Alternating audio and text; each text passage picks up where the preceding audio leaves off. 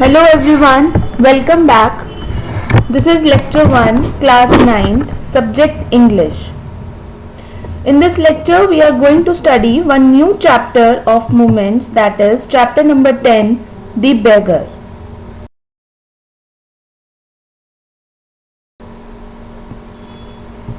In this lecture, first we will look for the introduction of the chapter and then we will discuss the explanation of the chapter paragraph wise. The Beggar, written by Anton Chekhov. Introduction. The Beggar is the story of the transformation of a beggar into a good person. The behavior of a woman made him leave alcohol and lead a good life. So this story is about one beggar who eventually changed into a good person, and the reason behind his change was the behavior of a woman. Now let's see who was the woman and how did her behavior transform him from a beggar to a good person. Paragraph wise. A man was begging alms. He said that he had not eaten anything for the last 3 days. He did not even have 5 kopecks to pay for a room to spend the night at. He swore by God that he spoke the truth. He had been a school teacher in a village for 8 years but lost that job due to the conspiracy of his colleagues. For the last 1 year he was without work. So a man was begging alms, and when anyone asked him the reason behind his condition, then he used to give enormous false reasons for the same. An advocate named Sergey looked at the light brown colored coat of the beggar. The beggar had dull and drunken eyes. There were red spots on both his cheeks. Sergey felt that he had seen the man before. So when he looked at the beggar, he thought that he had seen this man before. The beggar continued that he had got an offer of a job in the state of Kaluga in Russia. He did not have enough money to travel to the place. He wanted help, though he felt ashamed asking for it. But his circumstances forced him to do so. Though he did not want to take help, but his condition made him seek help from others. Sergey saw the man's shoes. He looked at his shoes and both of them had varying heel sizes. He remembered something. So when he looked at his shoes, he remembered something. He said that the day before, the previous day, he had seen the same beggar at Savodaya Street. Then the beggar had said that he was a student who had been removed from the institution and not that he was a school teacher. He asked the beggar if he remembered it. So when he was caught lying, he put another false excuse that he was not a school teacher. Instead, he had been removed from the institution. The beggar was shocked and spoke softly that was not possible. He reassured that he was a school teacher and could show his documents as proof. So, when the beggar was caught lying, that initially he said, and day before he said that he was a school boy, now he is saying that he was a school teacher. So, he said that he can show his documents as a proof. Sirji said that he had lied enough. He added that the beggar had told him that he was a student and had even told the reason for getting expelled from his institution. So Sirji said that now you are again lying to hide one more lie, because with the reason that you are being expelled from the institution, you even explained me the cause for your expulsion. Sirji was full of anger and turned away from the beggar. So Sirji got angry as he was continuously lying. He screamed that the beggar was dishonest. He screamed at him. He was a cheat and Sirji would hand him over to the police. So he scared him, he frightened him by saying that he is continuously lying and he would hand him over to the police. The beggar got frightened and thus confessed that yes, he was lying. He was neither a teacher nor a student.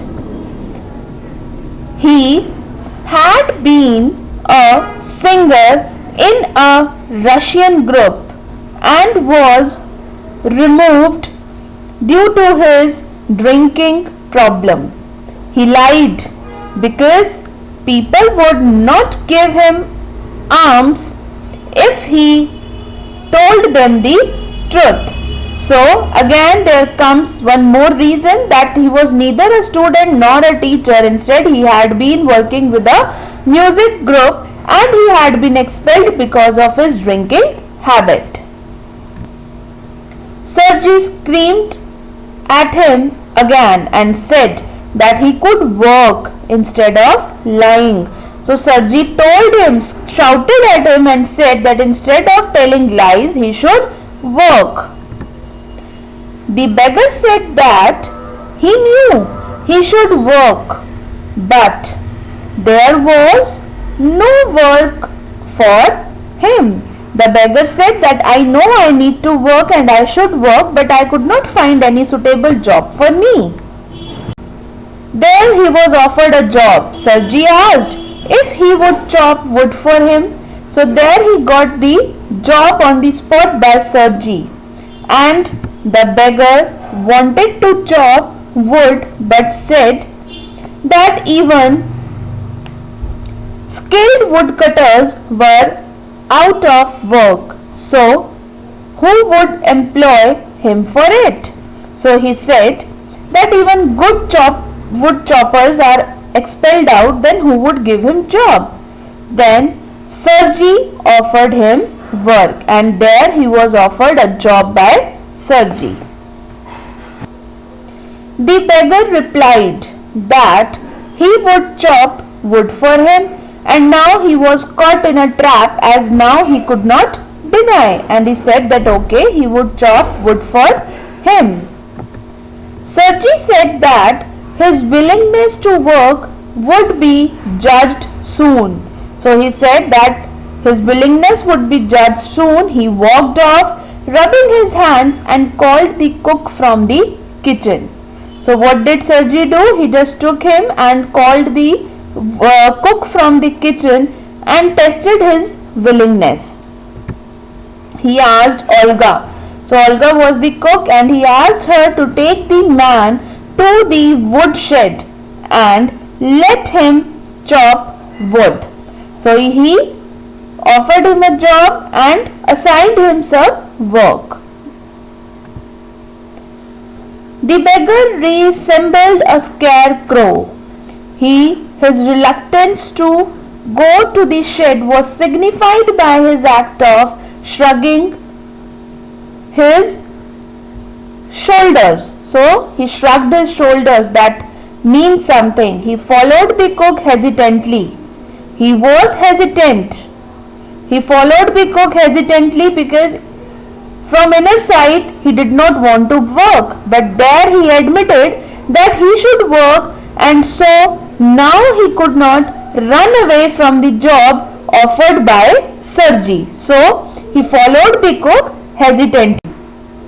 He was hesitant because he was hungry, and although he wanted to work, he did not feel energetic enough to do it.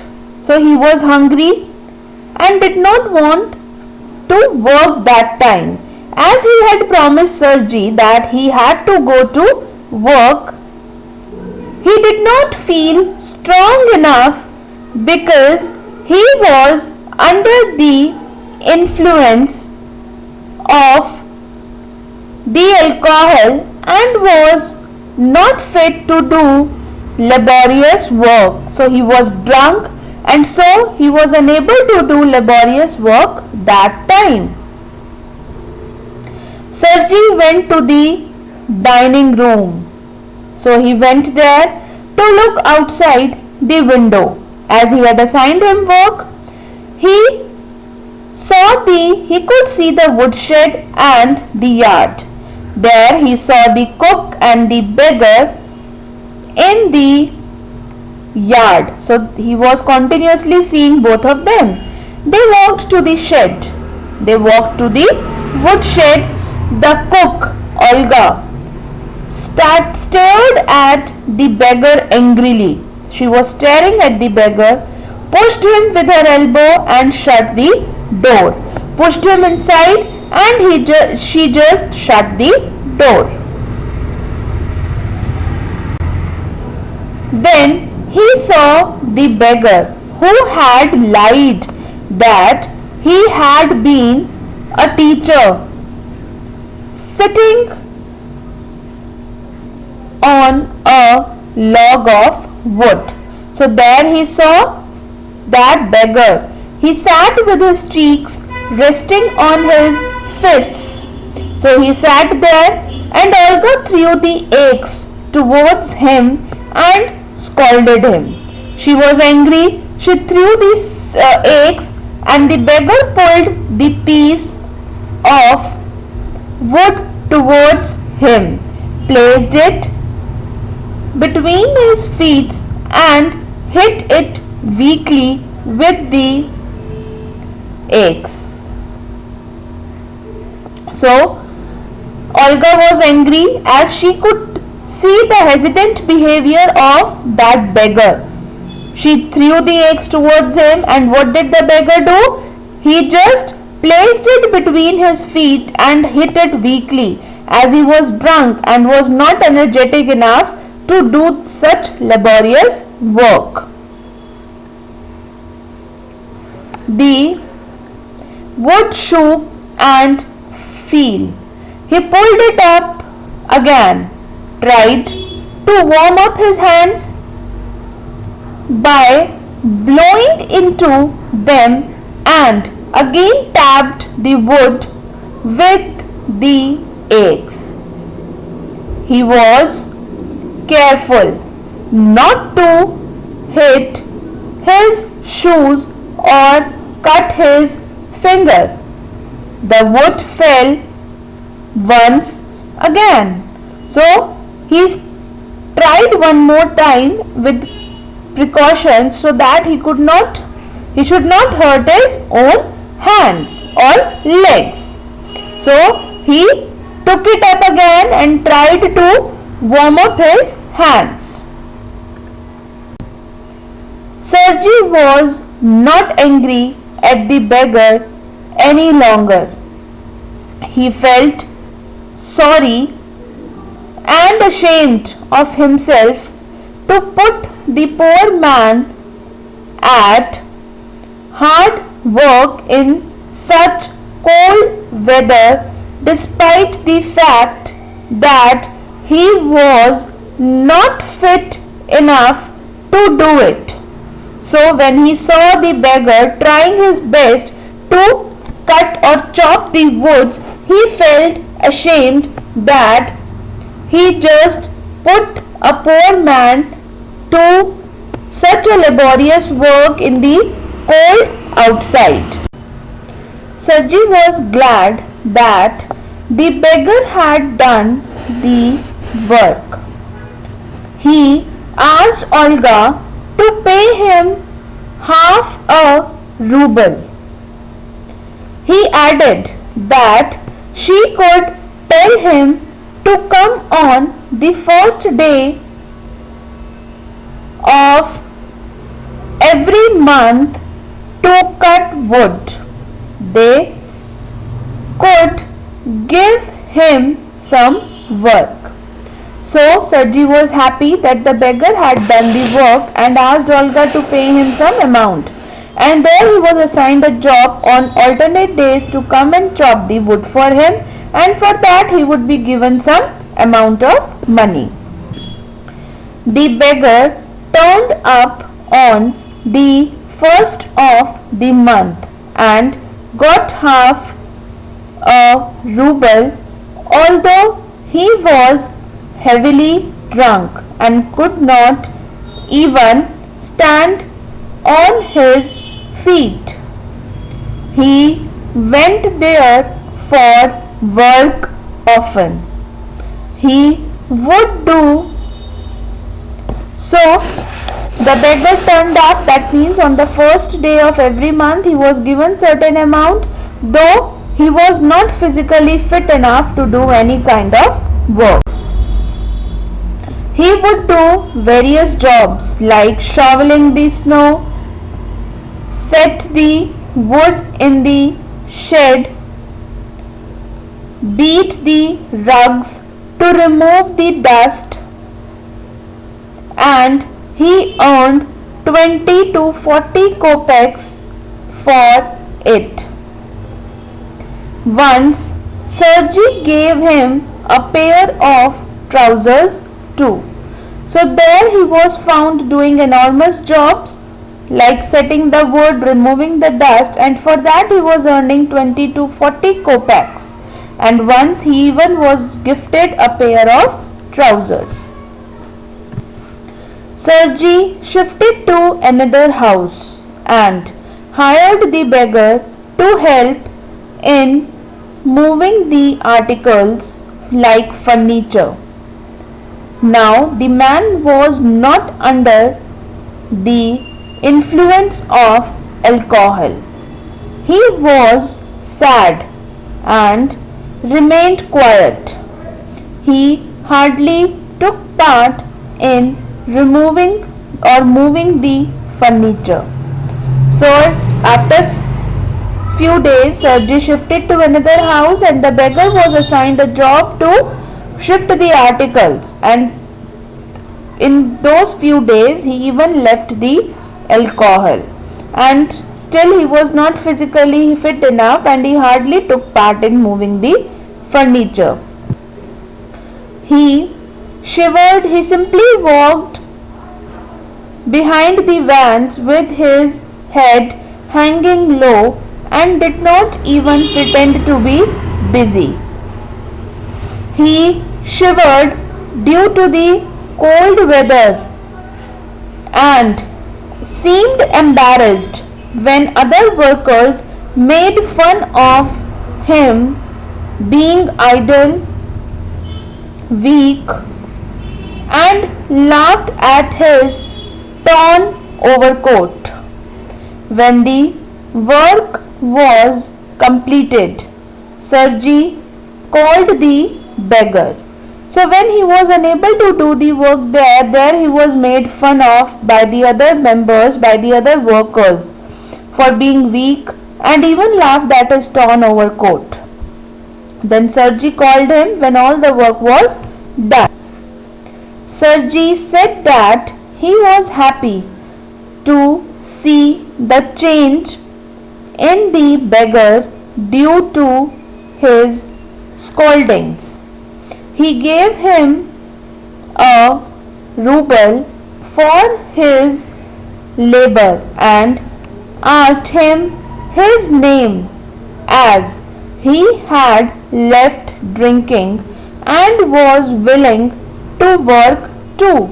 So Sergey was quite happy as he had left drinking and was willing enough to work. The beggar replied that his name was Lashkov. So the beggar's name was Lashkov. Sergey wanted to offer him better work and asked if he could write, and asked him that if he could write. Lashkov replied that yes, he could write too. Then Sergey handed him a letter to be delivered to a friend of his. Then Sergey's friend would give copying work to Lashkov. He instructed him to work hard, and after that they parted. So he offered him a good job. Then Sergey was happy that he had reformed a man. He tapped Lashkov on his shoulder and shook hands with him. Lashkov went away with the letter and never returned.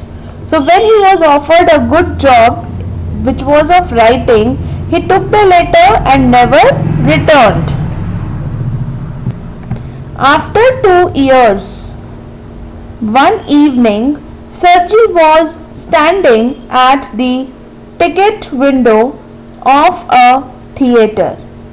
He was buying a ticket. There he saw Lashkov standing next to him.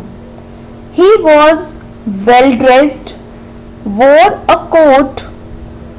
The collar was made of fur and wore a cap made of seal's skin. He was shy as he asked for a ticket of the gallery seat and paid for it in coins made of copper. So once when Sergey was buying a ticket, there he saw Lashkov, who was also standing next to him to buy a ticket.